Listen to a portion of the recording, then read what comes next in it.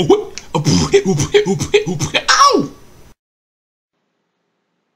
Greetings, YouTube. This is DecKrash, better known as Brandon. Alright, as you've probably seen, this is another long one, but it is necessarily so. And in this case, I actually typed out my responses to this particular issue.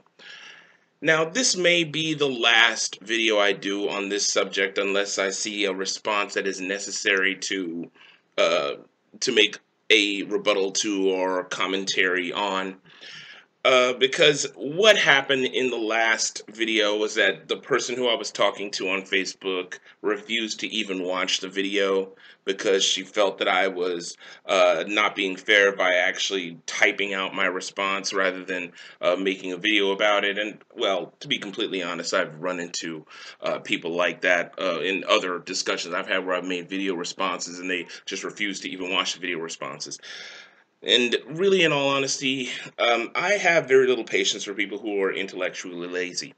And really, when I do that, that really does show their true colors. That they're not interested really in hearing what I have to say. So I make the videos just for the hopes that somewhere out there, someone may watch these videos and may have found answers, and hope so that they understand the positions that we hold, the Christian worldview in various avenues is logical, rational, and defensible. Now, in this case, someone did actually watch the video.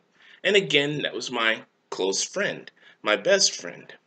She, thankfully, is a very thoughtful and very very patient person that have to deal with somebody as crazy as I am. But like I said, she and I were very close back in college, and we still are fairly close, even though she lives very far away now. We still keep in touch with each other and talk to each other on Facebook all the time. And once again, I said our views are very different from each other.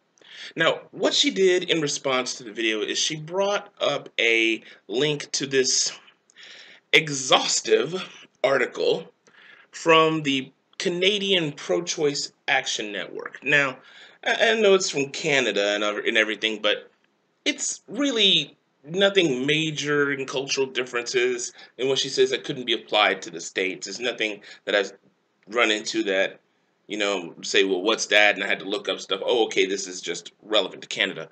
No, it's nothing like that.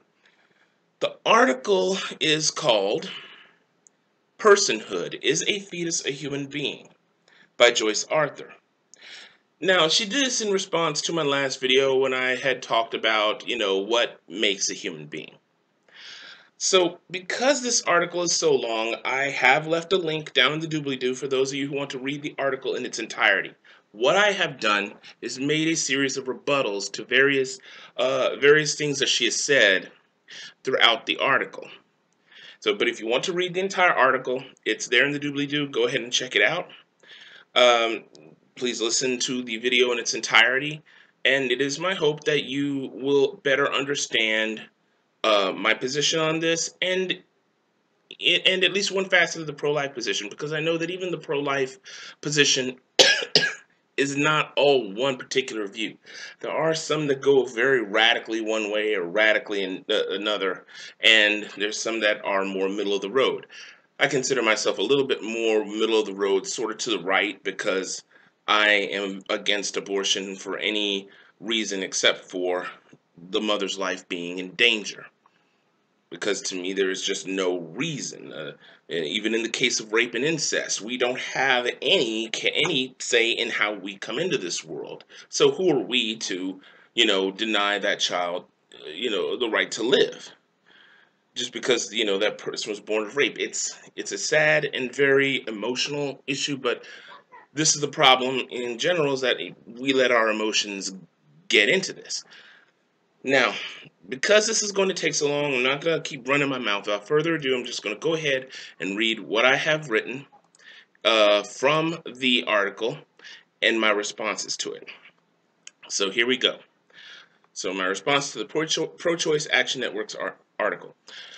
Now, the beginning, Ms. Arthur says, At the outset, let me say that from a pro-choice point of view, the status of the fetus is a peripheral issue. Regardless of whether a fetus is a human being or has rights, women will have abortions anyway, even if it means breaking the law or risking their lives. Even women who believe that abortion is murder have chosen to get abortions and will continue to do so. My response? While I understand that this is supposed to be peripheral to the argument, Miss Arthur makes a mistake right off the bat with this first paragraph. Does the fact that women will have abortions anyway make the act any more morally acceptable? If abortion is murder, then no. Right at the beginning, the article shows off how pro-choice advocates twist the heart of the matter in order to make it appear that keeping abortion legal is the more rational choice. However, if abortion is murder, this reasoning falls apart, as no one would presume to make murder legal simply because people will still get murdered either way. Furthermore, the referencing of the hypocrisy of some pro-life advocates does nothing to change the moral reprehensibility of the act. By the act, I mean abortion. Sorry. Okay, the next part. Miss Arthur says, because ultimately the status of a fetus is a matter of subjective opinion, and the only opinion that counts is of the pregnant woman. My response? Miss Arthur has asserted that the status of a fetus is a matter of subjective opinion, an assertion that she states with the authority of one who presents an objective fact and then makes a subjective opinion.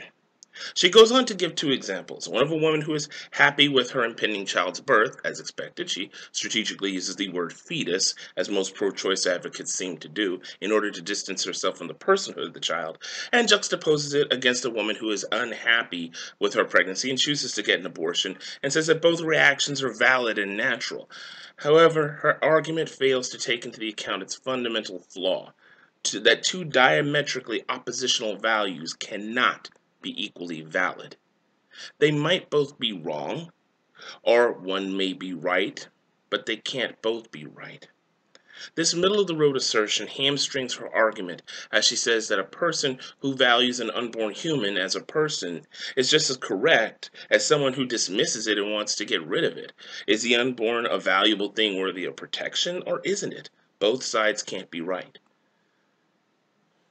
Or Miss Arthur says, however, anti-choicers insist not only that a fetus is a human being, but that the status is an objective scientific fact. Unfortunately, they are assuming the very thing that requires proving, thereby committing the logical fallacy of begging the question. Biology, medicine, law, philosophy, and theology have no consensus on the issue, and neither does society as a whole. There will never be a consensus because of the subjective and unscientific nature of the claim, so we must give the benefit of the doubt to women who are indisputable human beings with rights. As a little caveat here that I need to say is that I just now noticed that when she talks about how biology, medicine, law, philosophy, and theology have no consensus on the issue, yet for the rest of this article, she tries to go into philosophy and law and things like that as if there is some consensus on the issue. So she kind of contradicts herself, for the rest of the article. But back to what I wrote. My response. In yet another example of strategic terminology, Miss Arthur calls the pro-life community by the moniker anti-choicers, as if the choice is still all that matters, if the choice issue is all that matters. Again, this shows how the pro-choice community tries to avoid the central issue. Admittedly, however, that is neither here nor there. The flaw in this entire paragraph, bridging her opening statements with her argument at large, is that she makes no references to any scholarly work on this, boiling this entire paragraph to an assertion itself, and therefore, ironically, the begging of her own question. One more thing I have to say is that she does provide some references in her paragraph, but right here, where it really counts, there's no references, and I do believe I mentioned that later on. Moving on. Miss Arthur says, anti-choicers will respond that a fertilized egg is not like dandruff because a fertilized egg consists of a unique set of chromosomes that make it a separate human being. But with cloning, a cell from my dandruff is enough to create a human being. Although it would have my identical genetic makeup, it would still be a unique individual because human beings are much more than our genes. I'll expand on this point later. Also, both a fertilized egg and a cloned cell represent a potential, not an actual human being. It is a worn cliche, but bears repeating. An acorn isn't an oak tree, and the egg you have for breakfast isn't a chicken.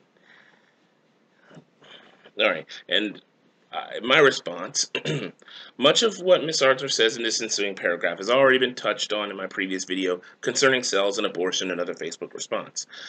First of all, this main part of her article attempts to tackle pro-life language. In this paragraph, she tries to take apart the definition of human and human being from the pro-life standpoint. First of all, a human can, in principle, be cloned from a flake of dandruff because of skin cells, but that human would not be her. And by her, I mean Miss Arthur. Though some behaviors and nuances she would closely share with her sister, it would have different circumstances of development, age, environment, nurturing, and a plethora of other factors that would shape her quite differently. She might even be pro-life. However, this would not make her any less a human being at the zygote stage than Miss Arthur was. Second, I beg to differ on the oak tree analogy. An acorn is an oak tree at the beginning stage. We just called it an acorn because of differences in development and structure. Second, the egg analogy is actually just plain weak. An egg isn't a chicken because it is not fertilized. But even if it were, the egg is the same as the acorn, a chicken at the earliest stage of development. It's like when you take a picture on an old Polaroid instant camera. When the film comes out of the slot, it appears blank at first, but the picture is there. The chemicals in the film simply haven't yet completed the reactions that will bring the image into view. Is it still a photo in the beginning? Of course it is, in an intrinsic sense. Ms. Arthur says, the term humanity of the fetus seems cleverly designed to elicit sympathy for a fetus and assign it human-like qualities it simply does not have. The ability to feel joy, sadness, anger, and hatred are all an integral part of our human beingness, and we do not learn to develop such sophisticated emotions until we start socially interacting with others. My response? Here, Miss Arthur again tries to discredit pro-life terminology, but fails by way of category error. She assumes that this term is based on such factors as the ability to feel emotions, but we know that animals feel such emotions as well, and so that cannot be what makes us human. Either way, the pro-life position in this case is what makes us human. Either way, the pro-life position in this case is what makes us human, scientifically speaking, is the most fundamental thing, our DNA. Of course, as many pro-life advocates are theistic at the least, other entreaties to the soul may be in order, but I am arguing simply on the merits of what Miss Arthur says in her article. And by the way, I'm also arguing on the merits of science. And so, with that being said, on a purely scientific level, an appeal to just the presence of our emotions simply isn't sufficient for her case. I will skip the next paragraph as I feel that I made an ample rebuttal to Miss Arthur's argument, but with one exception. I do wish to express my disappointment at her position that calling a fetus a distinct living entity is debatable because of its dependence on the mother's body, without giving any sources. It seems that thus far that would be the strongest argument in her favor. It seems that thus far, what would be the strongest argument in her favor, she reduces to dismissive hand-waving and assertion. Ms. Arthur says, the same problem afflicts the anti-choice phrase, life begins at conception. Biologically speaking, this is a nonsensical statement since life began only once on this planet over 3.5 billion years ago and hasn't stopped since. A fertilized egg is simply continuing its modified form. Admittedly, this particular quote got me very, very indignant, and it shows in what I'm about to say. My response. The sheer and utter obtuseness of this statement is mind-boggling. It would behoove any pro-life advocate to respond with a resounding, "Are you freaking kidding me?" With all due respect to Miss Arthur, this establishing statement reduces the remainder of her paragraph into something not worth even dignifying with a response. If I can be afforded a selfish moment to truly express my complete disdain for this paragraph, the quote from the principal in Billy Madison best expresses my feelings. What you have just said is one of the most insanely idiotic things I've ever heard. At no point in your rambling, incoherent response were you even close to anything that could be considered a rational thought. My apologies to my friend and to my viewers, but I truly felt the need to express my indignation with such a terrible response. I seriously feel dumber for having read it. All right.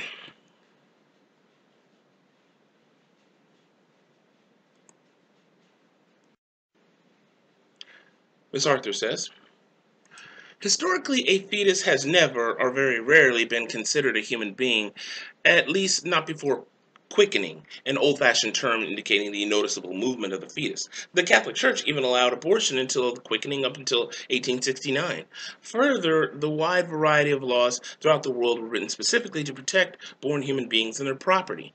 The anti-choice view of fetuses as human beings is therefore a novel and peculiar one, with little historical or legal precedent to back it up. My response.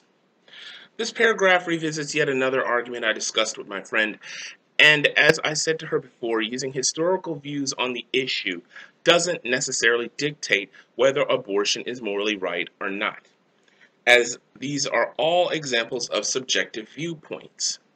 However, if abortion is murder, if it knowingly and unnecessarily kills another human, then no arbitrary historical or legal precedents will change the moral reprehensibility of the act. I do acknowledge that this position hinges on whether or not abortion is indeed murder, but I will cover that later on. Miss Arthur says, the most fundamental difference between a human being and a fetus is that a fetus is totally dependent on a woman's body to survive. Anti-choicers might argue that born human beings can be entirely dependent on other people too, but the crucial difference is that they are not dependent on one specific person to the exclusion of all others. My response? This argument is terribly weak. First, Miss Arthur says that a fetus is totally dependent on a generic woman's body to survive, then contradicts her statement afterwards by stating that it has to be one specific person. Second, even this places an arbitrary distinction. What about this dependency to solely one person makes the unborn child less human? The only reason why this child cannot survive is because the organs necessary for independent functionality have not completely formed. So, shall we say that level of development makes one human? I believe Miss Arthur forgets that newborn infants themselves aren't fully developed either. There are bones that haven't fully developed and the brain is still developing, as well as other physical structures. Does any of this make them less human than an adolescent? Does the fact that an adolescent's reproductive system has not fully developed make him or her less human than a pubescent teen or adult? Even greater still, to proclaim that dependence on the mother's body does not say how this makes the infant less human. She merely asserts that it does. This is all arbitrary criteria, which effectively works against her argument. Miss Arthur says, another key difference is that a fetus doesn't depend on a woman's body for survival. It actually resides inside her body. Human beings must, by definition, be separate individuals. My response, this is yet another arbitrary and incorrect argument that Miss Arthur posits. First of all, an unborn child is separate from its mother's body by the amniotic sac, amniotic fluid, and placenta. Even their blood does not mix. From conception, a developing child is itself a separate entity. Miss Arthur says, anti-choicers say that a fetus has an inherent right to life, but many of them support exceptions to a ban on abortion in cases of rape, incest, or threat to the woman's life or even health. This clearly indicates that they believe the right to life of a fetus is negotiable and certainly not absolute or paramount. My response? Miss Arthur attempts to start her section criticizing the perceived right to life of the unborn with an argument that attempts to lump all of those in the pro-life corner into the same category and by virtue of this exposes them for hypocrisy. However, from the start, she makes too broad a claim. Her argument would be valid were there not different stripes of pro-life advocates. Some wish a wholesale ban on abortion for every reason, a view that is foolish at best, as some types of pregnancies, such as ectopic and tubal, cannot be sustained and can only result in egregious injury to the reproductive organs, infection, or even death for both the mother and child, as well as other types of complications. There are those there are like there are those like myself who wish only to ban abortion with the exception of dire health issues, which is such as what was just listed. Her example is a more liberal take on the pro-life position. However, I must concede one thing in Miss Arthur's favor here. Pro-life advocates who do support such a liberal stance do indeed endorse a hypocritical view. The unborn do indeed have a right to life, even in cases of rape or incest. The arguments against such cases can boil down to incredulity and appeal to emotion fallacies. But in cases where they would have died anyway, termination of the pregnancy is a sad but necessary thing. This case is absolutely not a violation of the convictions of the pro-life view. This is an example of a moral hierarchy. Given a choice between two moral imperatives, which is the more morally feasible thing to do? In the case of the mother's life in danger and the baby dying either way, the choice is obvious. Miss Arthur says, even if a fetus can be said to have a right to life, this does not include the right to use the body of another human being. For example, the state cannot force people to donate organs or blood or even to save someone's life. We are not obligated by law to risk our lives jumping into a river to save a drowning victim, noble as that might be. Therefore, even if a fetus has a right to life, a pregnant woman is not required to save it by loaning out her body for 9 months against her will. My response? First of all, Miss Arthur commits a blatant false equivocation fallacy. The comparison of the refusal of a blood transfusion or organ donation to someone who is dying or rescuing a drowning person from a river uses situations where the person who is in a position to save these people's lives is not connected to them in either way and is therefore not obligated to do anything to help them, as, to phrase Mrs. Arthur, noble as such aid would be. However, a mother does have a direct connection to the child inside of her by blood and by the child's right to live. If that child indeed has a right to live, then abortion is not an option.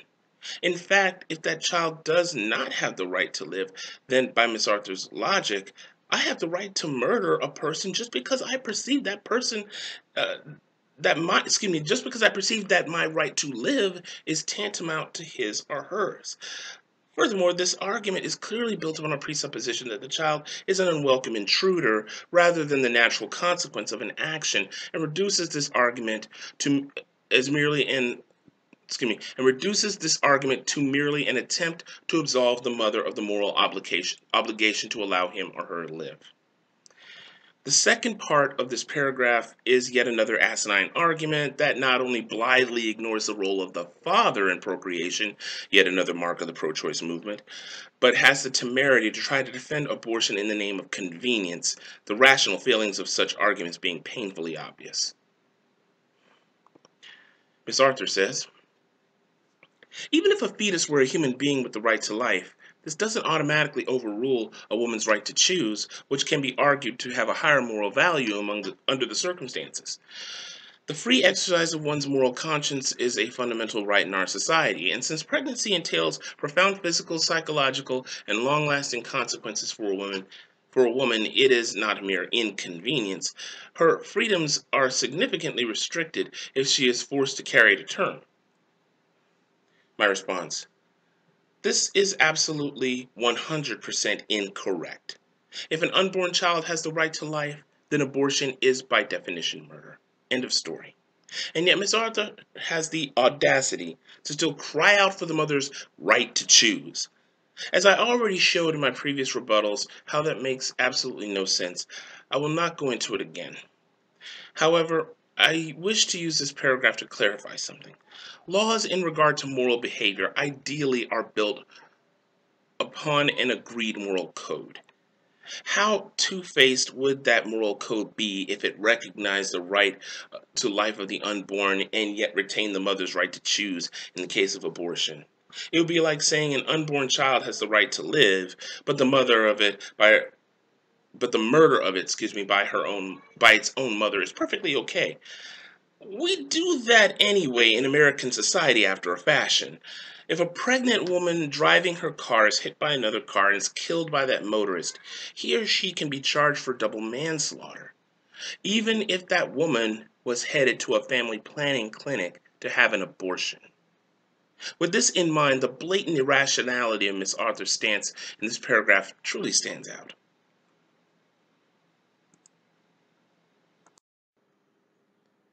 Next, Miss Arthur says, if fetuses did have a right to live, one can make an equal case for the right of unwanted fetuses not to live.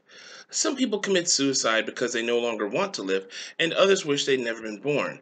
Life is not a picnic for all, especially unwanted children who are at high risk for leading dysfunctional lives. My response? We certainly can make an equal case for the right of unwanted fetuses to live. Furthermore, Miss Arthur has thus far been attempting, very unimpressively, to deconstruct the pro-life view.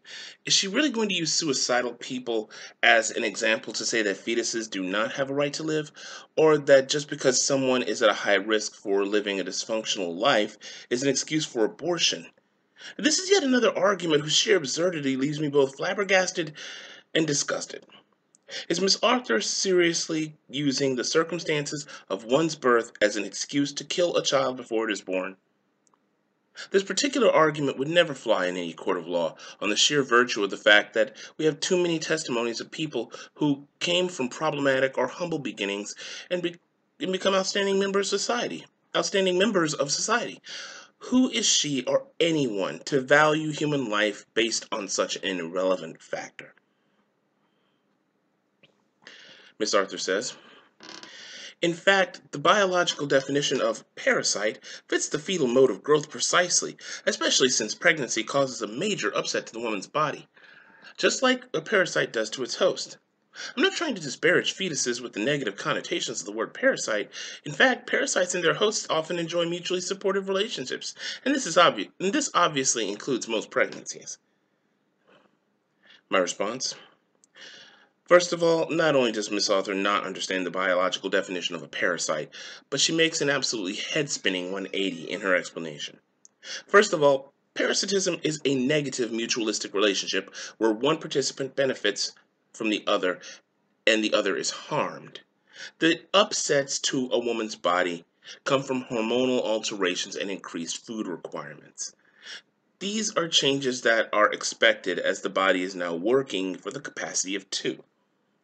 In contrast, a parasitic relationship, for example a tick on a small mammal, weakens the host and often leaves it with detrimental physiological problems that do not rectify themselves, such as crippling blood loss as well as potentially deadly infections.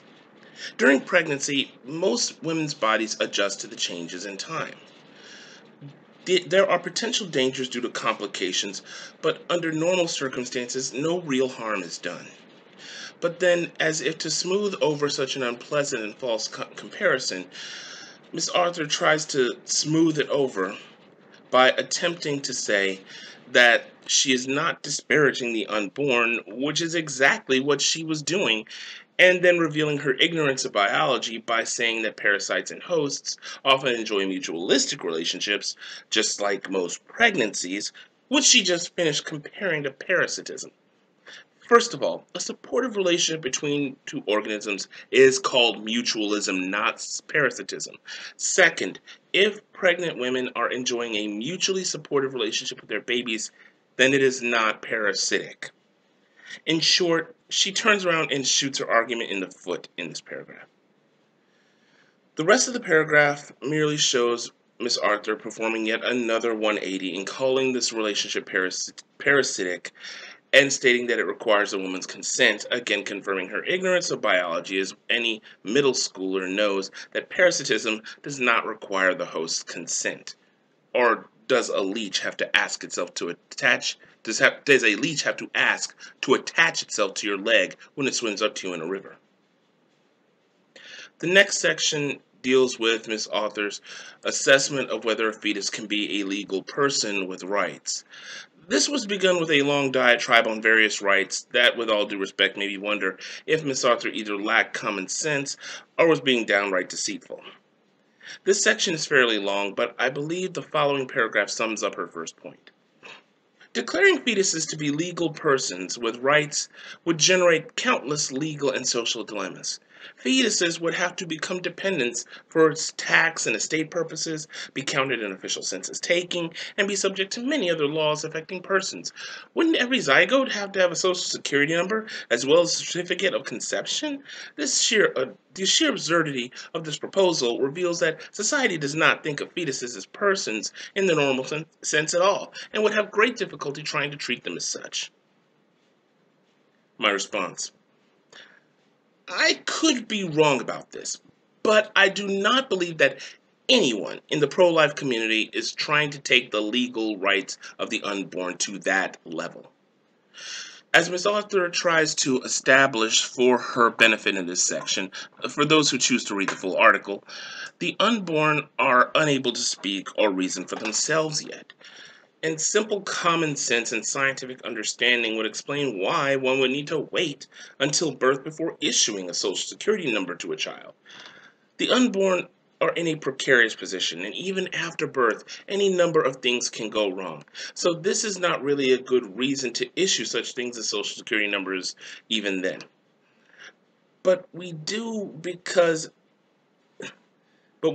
after birth because far less is expected to go wrong, and certain laws apply because it is relevant for the child now that he or she is out of the womb. But these are merely rights that recognize instrumental value, not intrinsic. Whether the unborn child is a person is a matter of intrinsic value. Ms. Author, in fact, does the heavy lifting for the pro-life side in this, as she confirms it absolutely is absurd to be protected. It absolutely is absurd because she's the only one who is taking the argument to this extreme.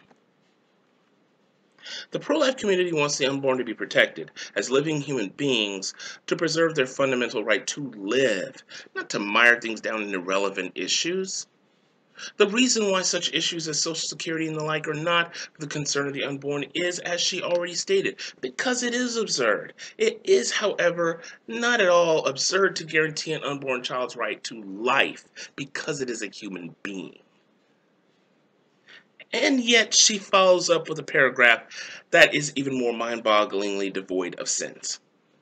Anti-choicers might argue that special laws or legal exceptions could be written for fetuses to accommodate their unique characteristics, but the fact that the exceptional laws for fetuses would have to be created proves that they are incapable of having the same legal status as real persons. Once again, no pro-lifers are arguing this, as far as I can tell. And if they are, then they are overshooting the point as broadly as Ms. Author is. No one is demanding that exceptional laws be made for the unborn in this manner. Property laws, Social Security, and the like can all wait until they are relevant. It seems that Ms. Author is as ignorant of the law as she is of science, in that she seems to believe that these laws apply by virtue of someone's being recognized as alive. The date of one's birth is not what makes one alive. It is merely a legal recognition that is made by virtue of its instrumental value, not intrinsic. The government can just as easily protect the unborn as living human beings before endowing them with property rights at a later time. Besides, do we not have to wait for the right to vote? Why not give that to the unborn? Or even when the child is newborn? Why do we wait until the age of 18? Simple.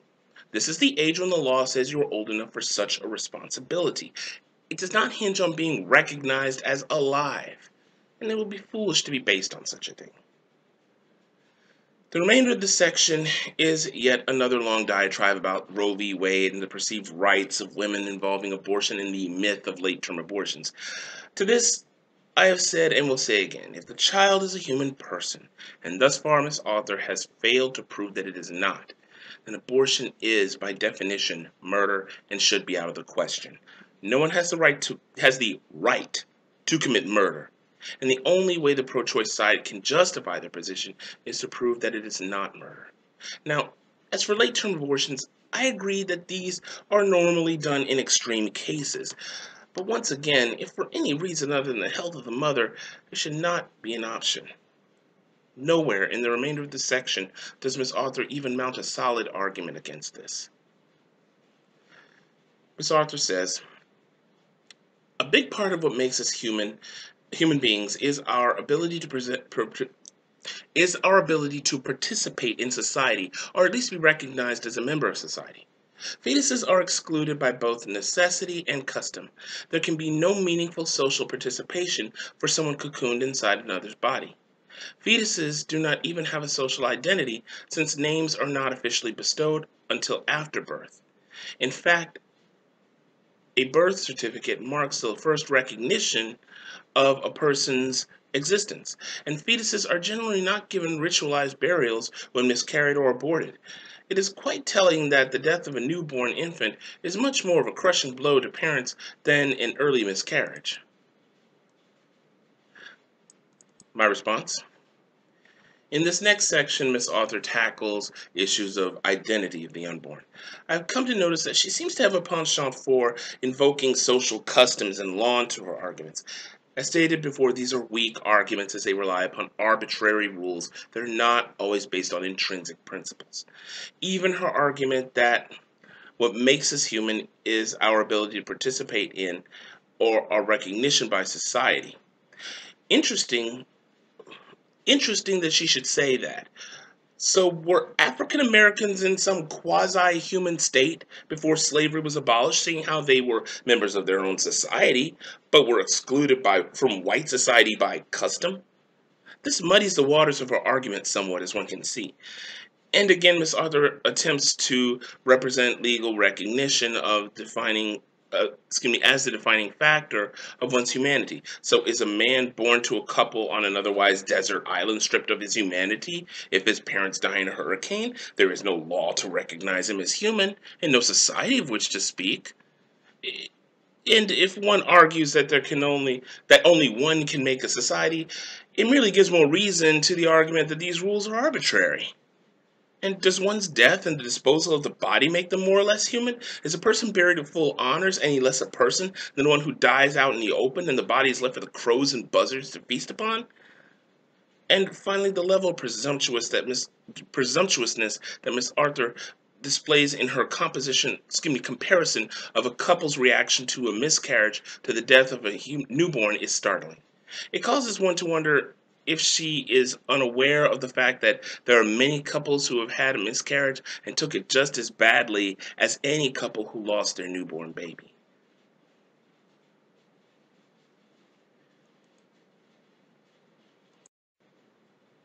Miss Arthur then takes her argument down its most disturbing turn yet, as she goes into the many sordid details of civilizations that practice infanticide, and then begins a wrap-up of her argument with this. Of course, this is not an advocacy of infanticide. I'm simply saying that personhood, or the person at which one becomes at the point, at which one becomes an official human being, is a value judgment made by society according to social custom and necessity. It is a social construction incapable of empirical proof. My response? This is the most self-destructive part of her argument yet, as she blatantly contradicts her own prior arguments that depended upon law, custom, and society, calling it a social construction incapable of empirical proof. So, as you can see, Miss Arthur uses such elements of civilization so eloquently in defense of her premise that the unborn have no rights as human persons, but in the context of infanticide, she suddenly throws all those elements under the proverbial bus. Miss Arthur says, Generally, modern industrialized societies find birth to be the most convenient and logical place to assign personhood because that's where a person starts as an independent existence, but perhaps also because of our low infant mortality rates. Even so, babies do not have an established social identity to the same degree as older children or adults, probably because of their still undeveloped human abilities and potential. My response?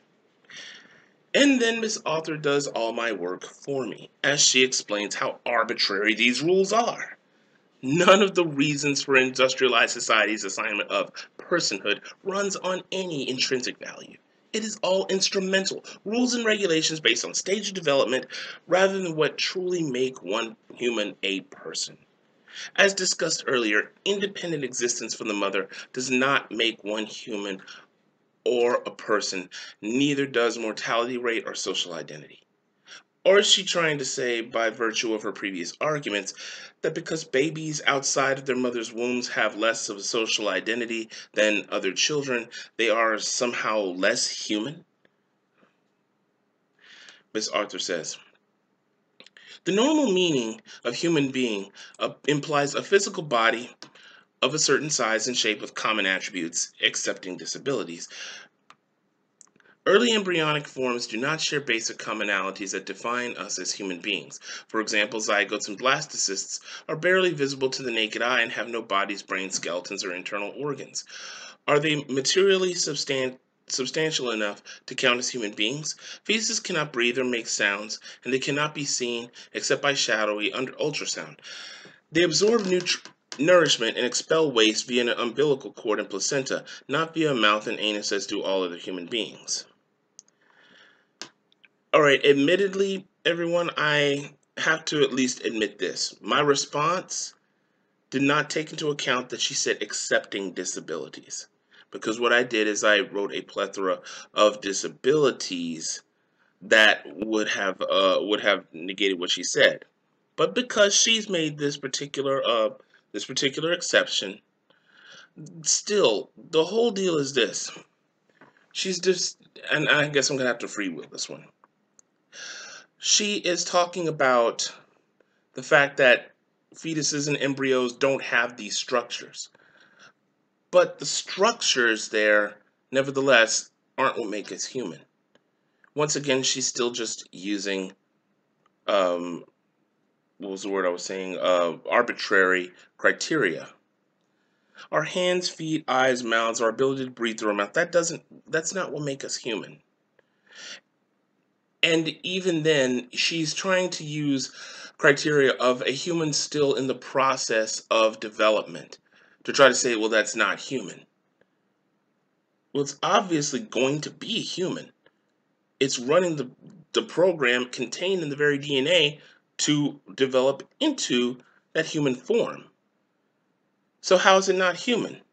Because it doesn't have all these things yet? Who says that a developing embryo or fetus is not human simply because it's at a lower stage development? And once again, I refer to what I said earlier about even a newborn baby does not have all its structures fully formed internally or even externally. It doesn't have any teeth. Humans have teeth. Does that make that newborn baby any less human? So I will change the structure of my response for this. And I will also actually post a link to a Google Drive to where you can actually read the response yourself. Moving on. Miss Arthur goes on to point out the physical differences in human embryos from more fully developed humans, but the same conundrum applies even here. And yet she still makes such eloquent and seemingly authoritative statements such as the brain is the seat of personhood. If that is the case, then why do parents who give birth to anencephalic babies often mourn like they've lost a person who ought to have had a chance in a perfect world? And what scientific journal does she get this from anyway? Her article does have citations at some points, but they are curiously absent in places where they would have been useful to back up her otherwise arbitrary claims. Miss Arthur says, embryonic existence is very precarious, Zygotes, blastocysts, and embryos have a high failure rate, which throws cold water on the anti-choice claim that every fertilized egg is sacred. Fetal wastage occurs because early embryonic forms have a high defect rate. Most early miscarriages are caused by genetic defects in the fertilized egg. This shows that eggs and embryos do not yet qualify as human beings according to nature itself. At best, they represent tryouts for the human race. My response? This argument comes at the beginning of her article's next section, which covers the question of whether fertilized eggs and embryos are stable individuals. Her first argument can be responded with another resounding, "Says who?" Who made Miss Author the authority on when and how life is sacred? Does the tenuous hold a fertilized egg has on life define its value as a person? There are children born very ill who hold on to just a thin thread, and yet we treat them as human beings. Also, she attempts to state that fetal wastage, the body's automatic abortion of a pregnancy due to certain genetic defects, devalues the unborn at an early stage. Most of the pro-life community understands that the human body does this. These automatic terminations are not the focus of our efforts. It is those that take and survive that are valued. Nothing can be done about the body's automatic functions in regards to a fertilized egg if it is discarded. That is nature. Something, however, can be done about a fertilized egg that has secured itself into the uterine wall and is flourishing. Miss Arthur says, embryos are capable of splitting in two to form twins and may even recombine later. This does serious damage to the idea of personhood and the common anti-abortion belief that a soul is infused into a zygote at conception. Do twins share the single soul that they got at conception, or is the second twin belatedly given its own soul after cell division? As I believe that the focus of the pro-life stance ought to be on whether the unborn is a human person, I do not believe that the pro-life position is affected by such nebulous questions of when the soul begins, nor do I believe that such a thing alone defines what makes us human. I will refrain from responding to this. On the side, there is one thing I do want to say. There is a belief among some, at least in the Christian community, called traducianism, believing that soul-ish potentialities exist in the mother and father's egg cells and sperm cells, respectively. And so when the egg and sperm cells unite, then those soulish potentialities are able to become a soul for one or two or how many babies result from that fertilized egg cell.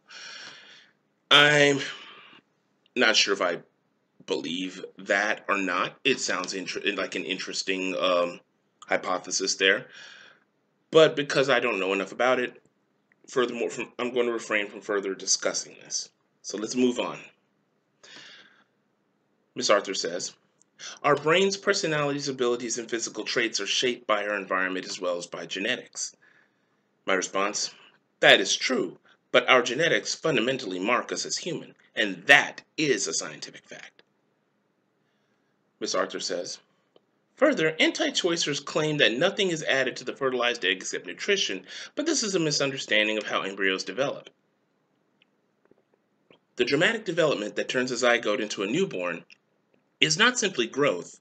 It is a radical, turbulent, constant metamorphosis with individual cells reproducing, migrating, and evolving specific functions at specific times. The end result is like a complex symphony by a billion musicians that begins with a single one-note instrument.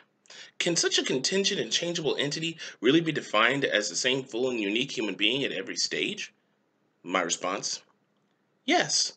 Clay that is being molded and kneaded before it is shaped into a pot is still clay.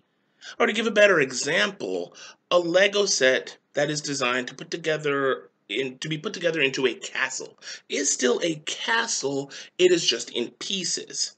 The instructions are all there. An MP3 program of, say, Harajuku Girls by Gwen Stefani contains all the data to run the program, or the song. Is it still music when it is encoded? Of course. So why is a fertilized egg not a human? Because it isn't shaped into a human? The very instructions of life within the nucleus of that zygote mark it as human by nature itself. No matter how many divisions, no matter how many different cells those divisions make, as it becomes a blastocyst and then an embryo and then a fetus, The very fabric of life says human. Miss Arthur says, anti-choicers would not be convinced by the evidence in this article because it doesn't refute their emotional conviction that a fertilized egg represents a real and unique human being just like themselves. My response? No, I'm not convinced by the evidence in this article because it is mostly based on arbitrary laws and attributes that do not truly define us as human. In fact, during the majority of the arguments I've had on this subject, appeals to emotion generally come from the pro-choice side. So I at least have to commend Miss Arthur for avoiding going down that particular avenue and at least attempting to make arguments based on what she perceives to be rational premises. Miss Arthur says, they identify with a fertilized egg, it's where we all come from after all, and feel horror and anxiety at the thought that they themselves might have been aborted. But life is a crapshoot. If your parents had decided not to have sex that night you were conceived, you wouldn't have existed. If your father had worn a condom, you wouldn't have existed. Or you could have been conceived and miscarried. Or if you had been aborted, your father may have had a later sibling who wouldn't have existed without your abortion, and so on. Ultimately, if you hadn't been born, it wouldn't matter to you. The same way it can't matter to aborted fetuses that they weren't born. My response? Apparently, Miss Arthur isn't is unaware. Excuse me. Apparently, Miss Arthur is unaware about what a crapshoot means. It means random, a gamble. All these factors may well have led to me not having been born, but they're not all random. And besides, none of these subtracts from or disavows us in the pro-life movement of the empathy that we feel for the unborn. Miss Arthur is doing little more than dancing about the issue in this paragraph. The value as human persons does not hinge on our existence. Whether I existed or not, it would still be valuable because that very value hinges on whether or not they are human. Miss Arthur says, moreover, the difference between a fertilized egg and a sperm and an unfertilized egg is relatively minor. The sperm and ovum each represent the potential for a human being, but men release billions of doomed sperm over a lifetime, and virtually all women's thousands of eggs go to waste. The number of potential human beings forever lost to the world is astronomical, and although our sheer luck at being alive seems miraculous, it is pointless to lose sleep over such matters, and even more pointless to oppress half the world's population just so a few more of these gazillion potential human beings can exist. My response? This is a head-scratchingly bizarre statement by Miss Arthur. Of course it's pointless, because preserving sperm cells and unfertilized egg cells isn't the point of the pro-life movement. No pro-life advocate I am aware of, and again I will admit that I could be wrong about this, is in the business of preserving sperm and unfertilized egg cells as precious life, or should say precious human life, or sees them as human persons worthy of protection. No one is losing sleep or oppressing women for this, so the reason for her addition of this paragraph is beyond me. Miss Arthur says, this is not to say that human life doesn't have value. Of course it does, but only the value that we ourselves bestow on it. In biology, life is cheap, life is wasteful, and death is vital.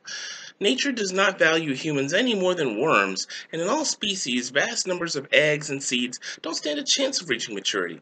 Life has been cheap throughout human history, too. It's only modern medicine that has allowed us to keep most of our babies alive for the first time. Why shed futile tears over spilled milk and the biological facts of life? Instead, let's focus on protecting the rights and improving the quality of life of born human beings. My response. This paragraph shows the sheer logical disconnect of Miss Arthur's arguments for what they are. In one breath, she emphasizes that life has value, but then in the same breath, she states that it's only the value we bestow upon it, and mentioning how cheap and wasteful it is. This nihilistic point of view is completely undermines her very first saying that because if the only value to life is the value we give it, then in reality, life is truly meaningless. And this is the crux of the matter. The pro-choice movement really doesn't value human life. If it has to place an arbitrary instrumental value to it, then what value does it truly have? If it is inconvenient for an expectant mother, then by all means end the pregnancy. It's really not alive till it's born. Why? Just because these people think so.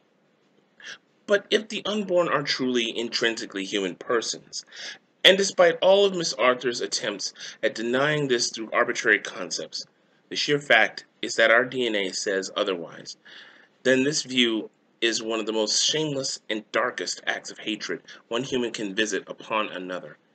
As a woman selfishly rids herself of another living human being in the name of convenience, emotional anguish, or presumed sympathy based on cold statistics, and then makes platitudes about her perceived rights.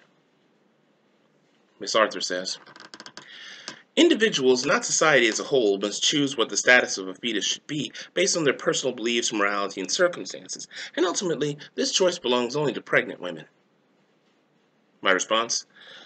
The bulk of Miss Arthur's conclusion paragraph is a repeat of her previous arguments filled with the same arbitrary standards and baseless assertions as before. But this final piece makes perhaps the biggest assertion of all. Why should the choice of the status of the fetus belong only to pregnant women? Throughout her entire article, she has visibly eschewed any role of the father in any of this. He provides half the DNA of the child and determines his or her sex, despite the fact that the personhood of the unborn isn't determined by arbitrary standards such as personal beliefs, morality, or circumstances. The father is not a non-entity in this, though many deadbeat dads would like it to be that way. That child is just as much his as it is hers, and if he begs that individuals ought to determine the status, and if she, meaning Miss Arthur, excuse me, and if she begs that individuals ought to determine the status of the unborn, then it is only fair that the father must determine this, as well by virtue of responsibility. In my conclusion, this article is a very poor defense of the pro-choice position that relies on baseless assertion, irrelevant or just plain ludicrous data, misinformation through either ignorance or deliberate deception, and arbitrary criteria to make its arguments. Rather, a simple argument can deflect all this without any appeals to spirituality, emotion, or incredulity. Scientifically speaking, our DNA is the most fundamental composite of what makes us human beings. I think I meant fundamental component. Morally, it is objectively wrong to kill human beings for no justifiable reason. This is why it is called murder. Convenience and perceived rights to one's body do not trump this. Convenience is not a justifiable reason for murder, and one's own personal rights end where the fundamental rights of another are infringed upon by deliberate action against those rights. Science may indeed not be fully clear at which stage a developing child may be defined as truly human, but arbitrary criteria will not define this. Rather, at the very least, if we do err in assuming that from conception the unborn are human beings, this is a condition where it is absolutely best to err on the side of caution. Alright, well that ends my response to this very long article. And well, believe it or not, everyone, those little parts that by Miss Arthur are actually just snippets of the bigger article. Tried to choose which parts of the article would best reflect what she's trying to say in each paragraph, and there are a few times where I actually used the entire paragraph because it was just pretty much said everything that needed to be said. There was no way she could have made a more concise argument. And like I said, I have a link down in the doobly-doo. You can check that out to go to that particular article to see to read it for yourself. Please, if you have any questions or comments, by all means, let me know. As always, my standing rule for this, keep it civil. And especially with this particular issue, because I know it is a hot button issue. I will be charitable with you if you are charitable with me. Now, I will call a spade if you make what I perceive to be a poor argument. I'll say it's a poor argument, a weak argument, or it's silly, or something like that. But I will treat you respectfully if you treat me respectfully. That's all. That's quite fair, isn't it? To my friend, I hope that this best expresses how I feel about this article and gives very clear and very well thought out answers. If you have any questions on this, please ask me. Uh, like I said, unless she makes any responses to this article, I think that I'll be done with this particular thing. I It's not that I shy away from hot button issues, it's just that they are so exhausting because I run into people who are so emotionally invested in these things. Me being a pro-life person, I've seen how some pro-lifers act. And then also in engaging people who are pro-choice, I see how many pro-choice people act. And it can sometimes be downright disgusting on both sides.